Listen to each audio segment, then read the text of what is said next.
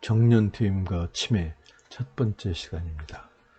이번 시간에는 정년 우울증이 어떻게 해서 발생하는지 그 이유를 한번 탐색해 보는 시간을 갖겠습니다. 먼저 오디오스필이라는 표현에 대해서 말씀드리고자 합니다. 저는 대학에서 오랫동안 작문을 가르치면서 학생들과 수필을 쓰고 읽고 한 경험을 살려서 제 자신의 삶 이야기를 함께 나누고 싶습니다. 그런데 유튜브는 동영상 사이트이기에 텍스트 위주인 저의 동영상도 목소리나마 넣어야겠다라고 생각했습니다. 그런데 글을 읽어주는 프로그램은 천편일률적인 공장제품 같았기에 좋진 않지만 차분한 마음으로 제 목소리를 통해 전하고자 생각했습니다. 그래서 부득불 오디오스필이라 이름 짓고 제 자신의 삶과 관련된 얘기를 주로 다루지만 개인적 얘기의 모습을 빌어 여러분들과 공감이 갈 만한 주제를 다루고자 합니다.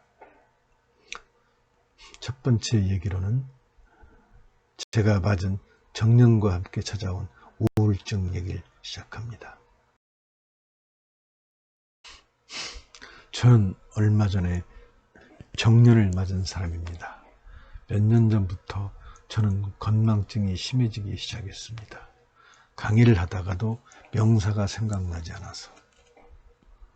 그러니까 뭐냐면 그게 뭐지 하여간 그리고는 그 명사를 끝내 말하지 못하고 그 뜻을 풀어서 설명하곤 했습니다. 그리고 정년이 된 후 외부에서 의뢰해오던 강의마저 코로나19로 할 수 없게 되니 건망증이 더욱 심해지는 것 같았고 실제로 집사람이 내가 고유명사나 보통명사 등을 빨리 말하지 못하고 버벅대니 집사람이 놀라서 혹시 치매 초기일지 모르니 병원에 가보라고 했습니다. 어렸을 때 보았던 만화의 지은이나 외국 영화감독, 배우들까지 술술술 얘기하던 내가 갑자기 건망증이 심해지니 가족들의 걱정이 커진 것이었습니다. 그래서 혈압약을 털어 다니는 신경과 의사에게 제 얘기를 하고 치매 진단법에 대해 물어봤습니다. 그랬더니 초기는 대부분 문진검사이고 가시적으로 치매를 확인하려면 MRI상에서 뇌세포가 없어지는 것을 확인해야만 한다는 것이었습니다. 그러니 문진검사라는 것이 신빙성이 있느냐고 물으니 치매 초기에 문진검사만으로 치매를 확정하기가 쉽지 않다고. 제가 명사를 까먹는다는 것이 혹시 저의 스트레스와 관련이 되는 것은 아닌지 하고 말입니다. 명사란 어떤 사물이나 개념에 이름을 지어 부르는 것을 말합니다. 우리는 어떤 사건을 기억할 때 대부분 명사를 통해 저장하는 방식을 선호합니다. 가령 어떤 사건이 발생했다면 거기에 생일날, 아버지 칠순, 아이 돌잔치 이처럼 어떤 명사를 통해 그 사건을 기억합니다. 그래서 그 사건을 지칭하는 명사를 잊어버리면 그 사건의 전모를 기억해내거나 설명하기가 쉽지 않습니다.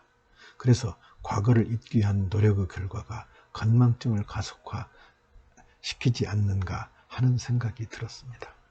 우리는 자신에게 일어난 끔찍하고 참담한 사건을 다시는 생각하고 싶어 하지 않는 경향이 큽니다.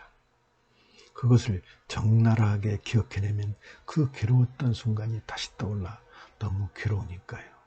이러한 기억 회피 심리를 심리학에서는 억압, 영어로는 디프레션이라고 부른다더군요. 이런 억압에 익숙하다 보면 자신의 소망대로 자신의 과거가 우리가 알지 못하는 망각이라는 심연 속으로 빠져버리게 되겠지요.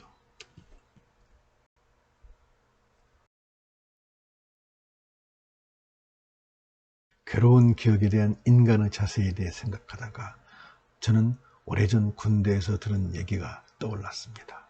제가 군대에 있을 때 우리 계장님, 그 당시 상사였을 겁니다. 에게 들은 얘기입니다. 하사관들이 정년퇴직을 하면 몇 년 내에 30%가 죽거나 자살을 한다고 하네. 아마도 자신의 처지를 생각하며 공감이 갔기에 우리 사병들에게 얘기하신 것 같습니다. 지금은 어떤지 모르지만 제가 군복무를 하던 시절 어떤 중령이 준위의 정강이, 군에서 조인트라고 하죠, 정강이를 차며 욕을 하더니 무릎을 꿇리는 것을 보았습니다. 그것도 우리 사병들이 있는 자리에서 말입니다. 아마 그 중령은 군기를 잡으려는 의도로 그랬을 것입니다. 그런데 그 중령이 그 준위보다 몇 살 아래였던 것으로 기억하고 있습니다.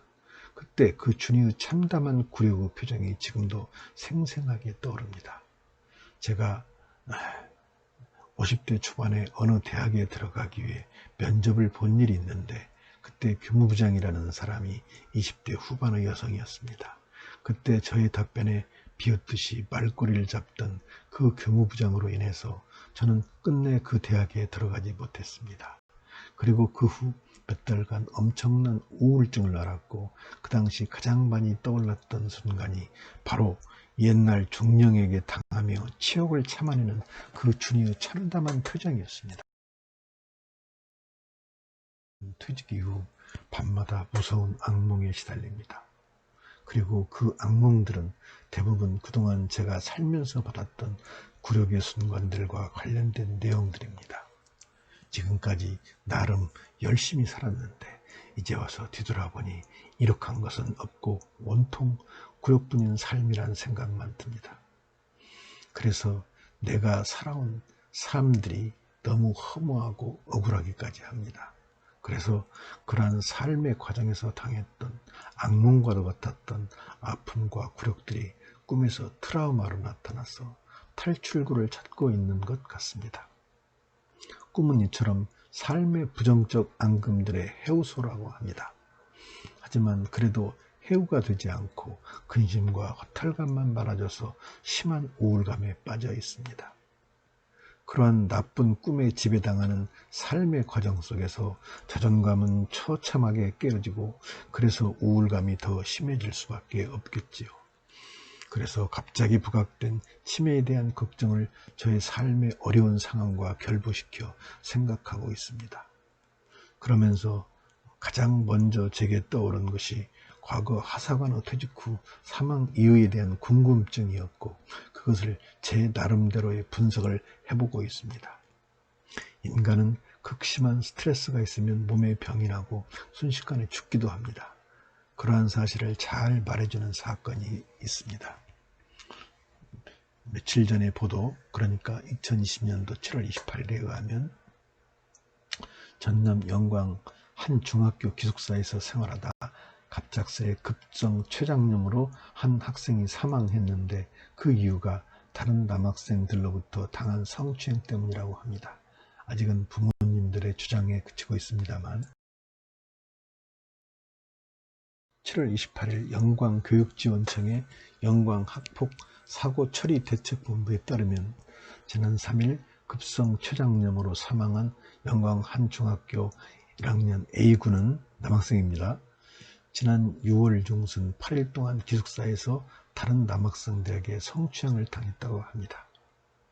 A군 부모 증언에 따르면 이 학교는 대안학교로 기숙사 생활이 원칙인데 A군 부모는 아들로부터 친구들이 밤에 놀러와서 자유행위를 해봤냐고 하면서 친구들 간의 성행위를 거의 매일같이 강요했다는 그러한 말을 근거로 아이가 췌장 관련 병 증세가 전혀 없었는데도 급성 췌장염으로 사망했으니 그 사망과 성추행이 관련이 있다고 주장하고 있는 것입니다. 저는 이 주장에 전적으로 동의합니다. 물론 그 병과 사망과의 인과관계는 나중에 밝혀지겠지만 우리가 극도로 스트레스를 받으면 소화불량이 오고 이와 관련된 중요한 기관 하나가 췌장이기 때문에 급성 췌장염이 걸릴 개연성은 충분하기 때문입니다. 그리고 그 아이가 받은 스트레스 정도가 어느 정도였는지 상상하기 어렵지 않다고 생각합니다. 자신이 원하지 않는 성행위를 자신의 의사와 무관하게 매일같이 강요당할 때의 치욕감이 얼마나 컸겠습니까? 자, 그런데 이야기가 너무 길어지네요. 그래서 나머지 이야기는 다음 기회에 전하겠습니다. 자, 그럼 다음 기회에 뵙겠습니다.